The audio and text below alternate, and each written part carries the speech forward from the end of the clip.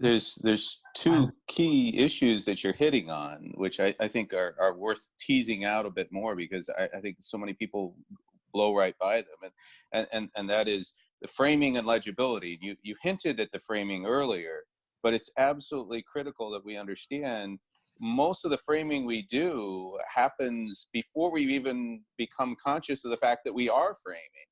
Right. And the opportunity to change the framing is often something that we completely miss, and we jump right past that. Right. Yes. By creating a title like what you've done, is you're deliberately calling attention to the framing that people have, and you're challenging them to think differently about how they're framing who you are and what you do. And the second piece of this is legibility, right? If you say head of crowns, right, is that a particularly legible pattern that people are immediately going to understand? In some ways, the reason why you're able to use this is because you have the luxury of being able to not be so legible.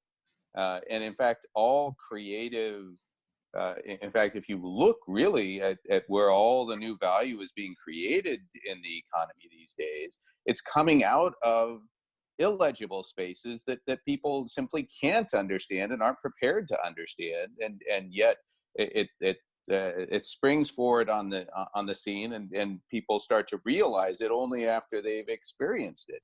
And for those of us here, we have the benefit of being able to be more connected with our artistic centers, and consequently less legible to the kind of the masses, while at the same time being able to be legible enough to those who will value what it is that we can offer. And this is such a difficult thing to tease out and walk someone through who has never gone through a real transformation, because the idea of framing and the idea of legibility doesn't even occur to someone until they're very, very deep on that journey. Yeah.